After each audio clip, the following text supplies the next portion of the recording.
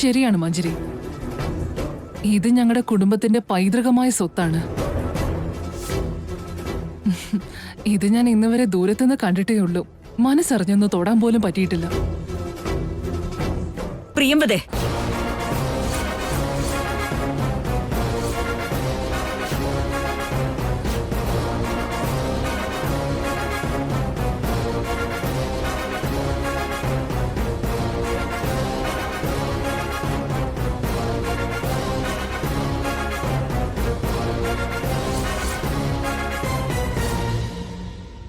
എന്താ നീ ചെയ്യാൻ പോകുന്നത്? എന്താണ് ചേച്ചി? ആ വാളിലൊന്ന് തൊട്ടു നോക്കാന്ന് കരുതി, അത്രേ ഉള്ളൂ. നമ്മുടെ കുടുംബത്തിന്റേതായ ചില ആചാരങ്ങളും ചിട്ടകളും പാരമ്പര്യമായി പാലിച്ചു പോരുന്നതാണ്. അതൊക്കെ മറികടക്കാനാണോ നീ ശ്രമിക്കാൻ നോക്കുന്നത്?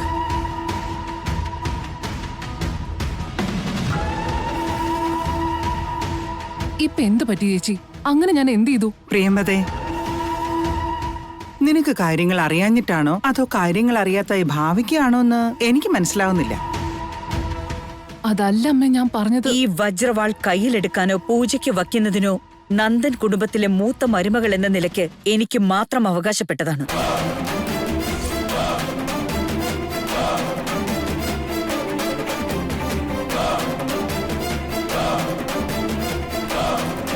എനിക്ക് ശേഷം ആ അവകാശം മിഥുന്റെ ഭാര്യയ്ക്കായിരിക്കും ചെന്നു ചേരുക. ഇത് സത്യത്തിൽ നിനക്ക് അറിയാത്തതാണോ അതോ അറിയാത്തതായി ഭാവിക്കുന്നതാണോ? അരുണിമേ, അവള് മറന്നുപോയതായിരിക്കും. പോട്ടെ അരുണിമേ, അവള് തൊട്ടൊന്നുമില്ലല്ലോ. ഇനി ഇതിന്റെ പേരിലൊരു തർക്കമൊന്നും വേണ്ട. പ്രിയംവദേ, ചില ആചാരങ്ങൾ വളരെ അപൂർവമായും വിചിത്രമായും നമുക്ക് തോന്നും. പക്ഷെ മറുചോദ്യമില്ലാതെ അത് ആചരിക്കുകയാണ് നമ്മുടെ ധർമ്മം. അടുത്ത തലമുറയിലേക്ക് അതിനെ പകർന്നു കൊടുക്കുകയാണ് ദൗത്യം. ആ ആചാരങ്ങളെ മാറ്റാനോ മറികടക്കാനോ നമ്മുടെ മനസ്സിൽ തോന്നി തുടങ്ങിയാല് അത് നമ്മുടെ വംശത്തോട് കാണിക്കുന്ന ദ്രോഹമാണ്. ഇനിയെങ്കിലും ഇതൊന്നും ആവർത്തിക്കരുത്. ഇല്ല ചേച്ചി.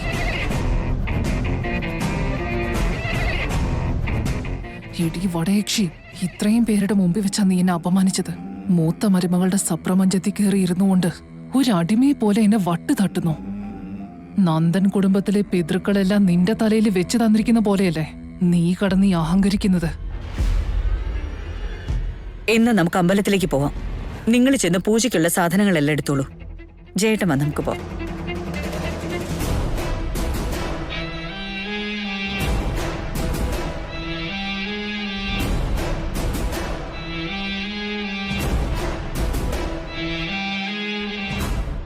പരമ്പരാഗതമായി കെട്ടിയ ആഭരണങ്ങൾ അണിയാനുള്ള അവകാശവും നിനക്ക്, ഈ വജ്രവാൾ കയ്യിലെടുക്കാനുള്ള അതുല്യ അവകാശവും നിനക്ക്. ഞാനും നന്ദൻ കുടുംബത്തിലെ മരുമകൾ തന്നെയാണ്. അപ്പൊ എനിക്ക് മാത്രം എന്തുകൊണ്ട് അത്തരം അവകാശങ്ങൾ ഉണ്ടായിക്കൂടാ? ഈ ആചാരങ്ങളെ ഞാൻ തന്നെ തിരുത്തിക്കുറിച്ചോളാം. എന്നിട്ടൊടുവില് നിന്നെ എന്റെ കാൽ ചുവട്ടിലെ പരവതാനിയാക്കി മാറ്റും.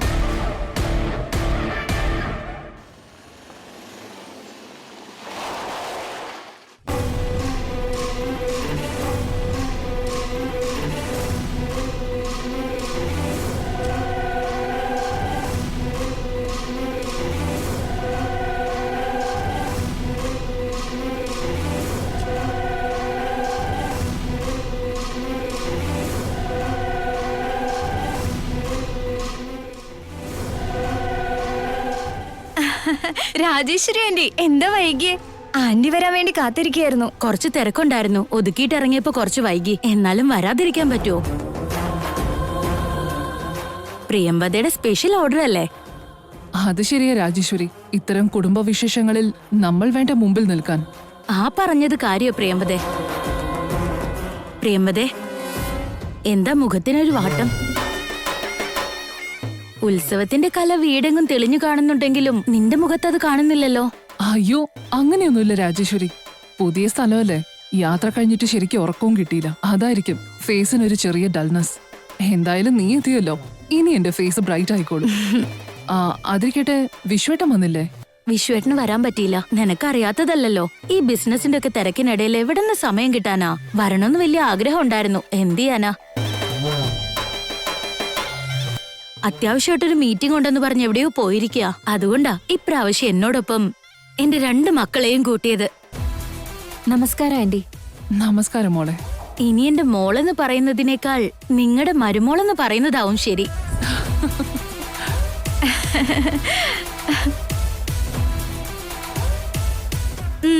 വിവേക് കുഞ്ഞിലെ എന്നോ കണ്ടതായിരിക്കും അല്ലേ? ഇപ്പൊ നല്ലോണം കണ്ടോ? ഇത് ഒരു പെണ്ണ് കാണൽ പോലെയാ. ഇതാണ് നിന്റെ ഭാര്യയാകാൻ പോകുന്നവള്. പേര് ശൈലജ.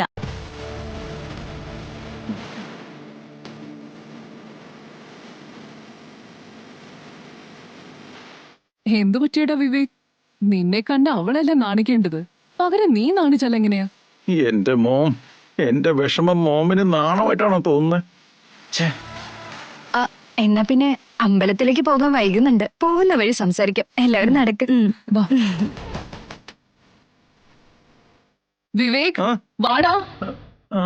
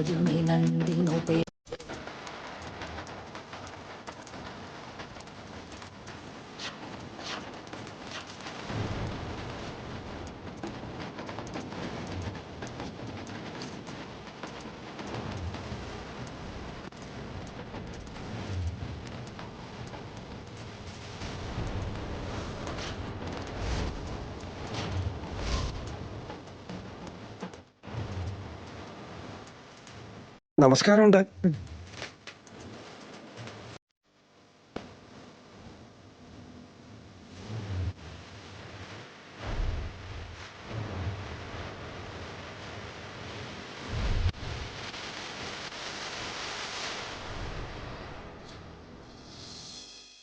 അരുണിമേ,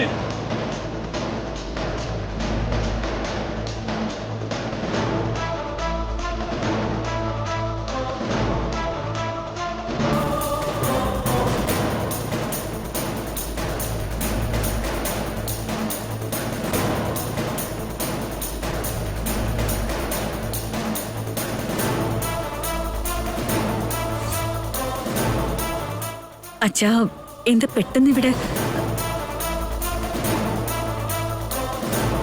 ഒരു സർപ്രൈസ്. സർപ്രൈസ് തരുന്നത് എന്റെ ഒരു ശീലമാണെന്ന് അറിയാലോ. പിന്നെന്താ പുതിയതായിട്ടൊരു ചോദ്യം? അത് ശരിയാണ് സാറേ. അതാ സാറ് വരാൻ വേണ്ടി ഞങ്ങളെല്ലാം കാത്തിരുന്നത്.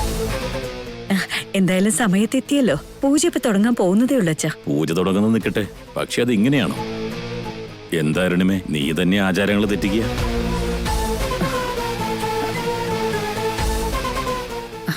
അച്ഛൻ പറഞ്ഞു വരുന്നത് എനിക്ക് മനസ്സിലാവുന്നില്ല. വജ്രവാളിന്റെ പൂജ ആരാണ് ചെയ്യേണ്ടത്? നന്ദൻ കുടുംബത്തിലെ മൂത്ത മരുമകള്. അതുകൊണ്ടാണല്ലോ അച്ഛാ എല്ലാ വർഷവും ഞാൻ തന്നെ ഇത് ചെയ്യുന്നത്. മുറ തെറ്റാതെ എല്ലാവരും ഈ ഉത്സവത്തിന് വരുന്നതും അതല്ലേ. നന്ദൻ കുടുംബത്തിലെ മൂത്ത മരുമകൾ എന്ന നിലയ്ക്ക് എന്ന് വരികയാണ് നിനക്ക് ഇതിന്റെ അവകാശം?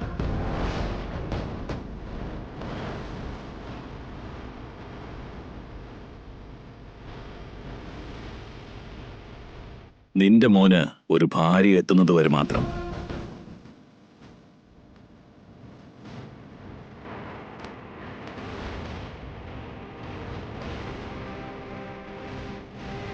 കഴിഞ്ഞ കൊല്ലത്തെ ഉത്സവം വരെ നന്ദൻ കുടുംബത്തിലെ മൂത്ത മരുമകളായി ഈ വജ്രവാളിന്റെ പൂജ നടത്താനുള്ള അധികാരവും അവകാശവും നിനക്കുണ്ടായിരുന്നു. പക്ഷെ ഈ കൊല്ലം തൊട്ട് നിന്റെ മൂത്ത മരുമകളായ മേഘനയ്ക്ക് മാത്രമേ ഈ പൂജ ചെയ്യാനുള്ള അവകാശമുള്ളൂ.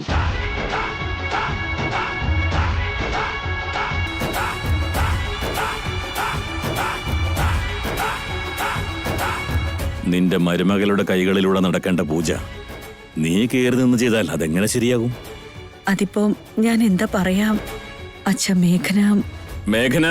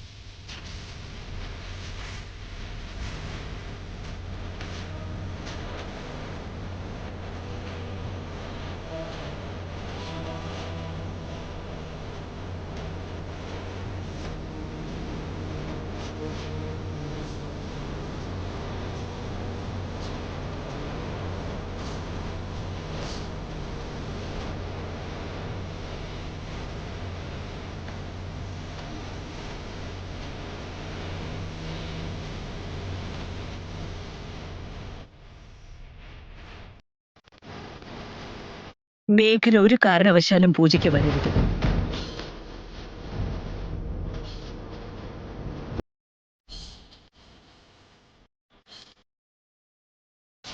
മേഘന വരരുതെന്നാണ് എന്റെ അഭിപ്രായം.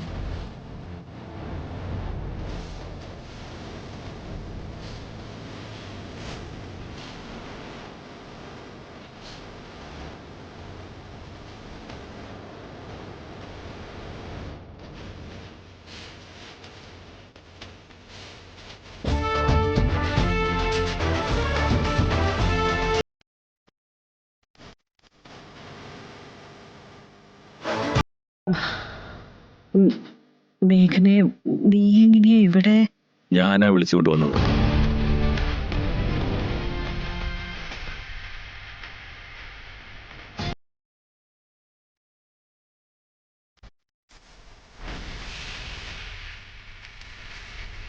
കുടുംബക്കാരെല്ലാവരും പങ്കെടുക്കേണ്ട ഉത്സവത്തിൽ മരുമകളെ മാറ്റി നിർത്തിയത് എന്തിനാണ്? വീട്ടിലെ മൂത്ത മരുമകളെ വീട്ടിൽ തന്നെ നിർത്തിയിട്ട് എങ്ങനെ വരാൻ തോന്നി? അച്ഛാ, അതെന്താണെന്ന് വെച്ചാ മേഘന എന്നോടെല്ലാം പറഞ്ഞു.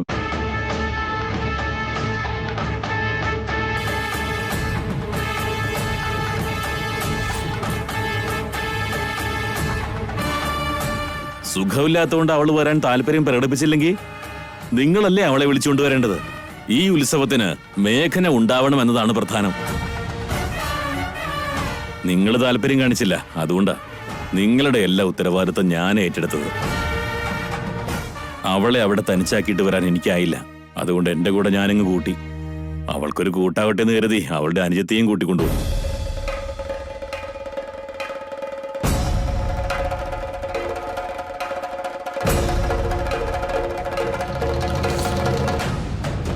കഴിഞ്ഞതൊക്കെ പോട്ടെ, കുറച്ചു മുൻപ് നീ പറഞ്ഞത് ശരിയാണ്. കൃത്യസമയത്ത് ഞങ്ങൾക്ക് എത്താൻ കഴിഞ്ഞു. വജ്രവാളിന്റെ പൂജയുടെ സർവാവകാശവും നീ ഇനി നിന്റെ മരുമകളെ ഏൽപ്പിക്കും.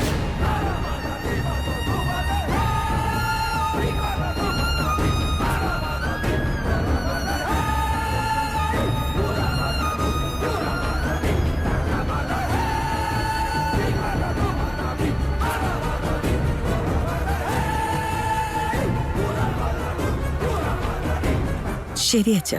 മോളെ മേഘനെ, നിന്റെ അമ്മായിയമ്മയുടെ കയ്യിൽ നിന്ന് ആ അവകാശം ഏറ്റുവാങ്ങ്. ആയിക്കോട്ടെ അപ്പൂപ്പ.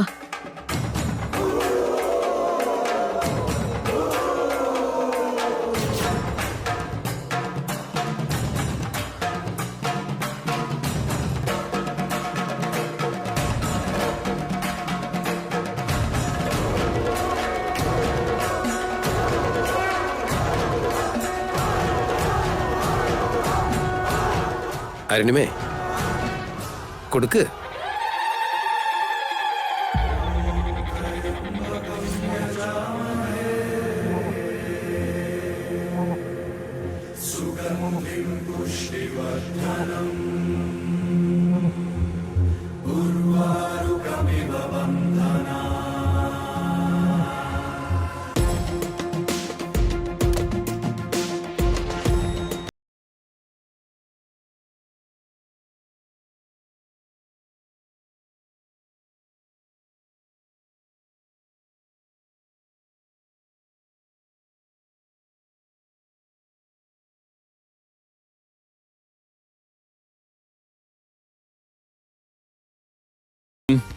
വന്ന് നിന്റെ ഭാര്യയുടെ അരികിൽ നിൽക്ക്.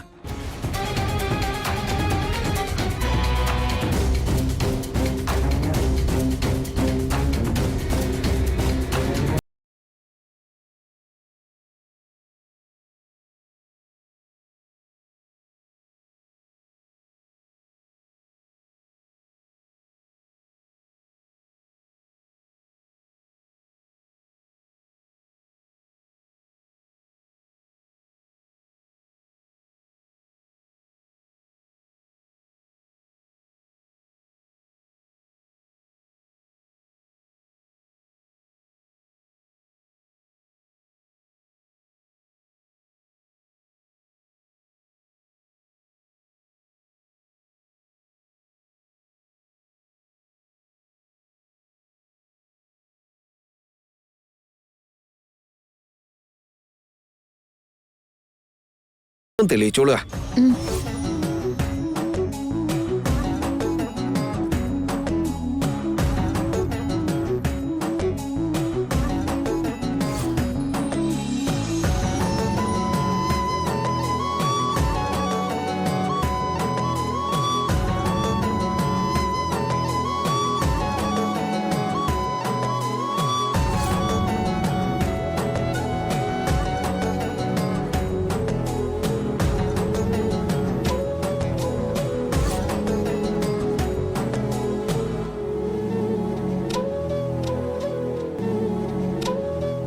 ഭർത്താവും ഒന്നിച്ച് ദീപം തെളിയിക്കാനുള്ള ഭാഗ്യം നിനക്ക് കിട്ടി.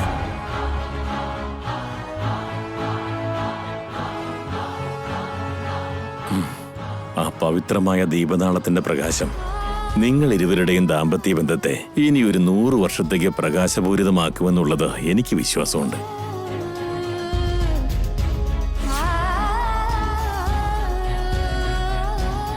ഭഗവതിയുടെ കൃപയോ അനുഗ്രഹവും നിങ്ങൾക്ക് രണ്ടുപേർക്കും കിട്ടട്ടെ. ഒത്തിരി സന്തോഷായി അപ്പൂപ്പ. ഹർഷണി, ഈ കിളവനിത് എന്തിന്റെ കുഴപ്പം? ഇയാൾക്ക് കാര്യമൊന്നും അറിയില്ലേ? പോട്ടെ വീട് മഞ്ജരി.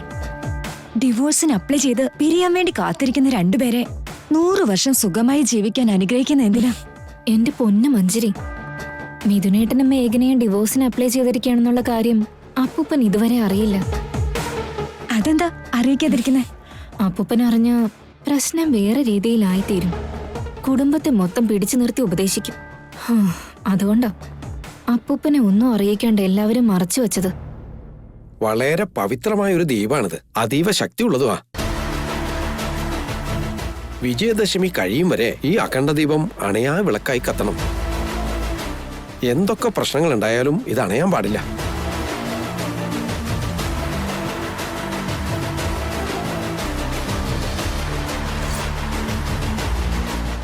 ഈ അഖണ്ഡദീപം അണയാതെ സൂക്ഷിക്കേണ്ട ഉത്തരവാദിത്വം വജ്രവാളിന്റെ പുതിയ അവകാശിയായ മരുമോള് മേഘനയുടെ കടമയാ.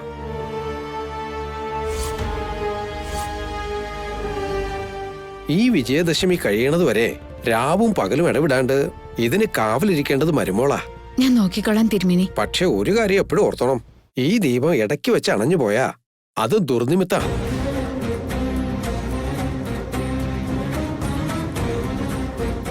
ആ വിശ്വാസം പരമ്പരാഗതമായി ഇവിടുത്തെ പിതൃക്കൾ എല്ലാവരും ദൃഢമായി വിശ്വസിച്ചിരുന്നതാ. ഞാൻ നോക്കിക്കൊള്ളാൻ തിരുമിനി. ആ ഉത്തരവാദിത്തം വിഘ്നം കൂടാതെ ഞാൻ ചെയ്തോളാം. മേഘനെ, നീ വിചാരിച്ചോണ്ട് മാത്രം ഇത് നടക്കാൻ പോകുന്നില്ല. നിന്നെ കുറ്റവാളിയാക്കി ഇവിടെ നാട്ടി പയക്കാൻ പറ്റിയൊരവസരമാണ് എനിക്ക് കിട്ടിയിരിക്കുന്നത്. ആ ദീപം അണയാതെ നോക്കേണ്ട ഉത്തരവാദിത്തം നീ ഏറ്റെടുത്തു. ഒപ്പം അണയ്ക്കാനുള്ള ഉത്തരവാദിത്തം ഞാനും നോക്കി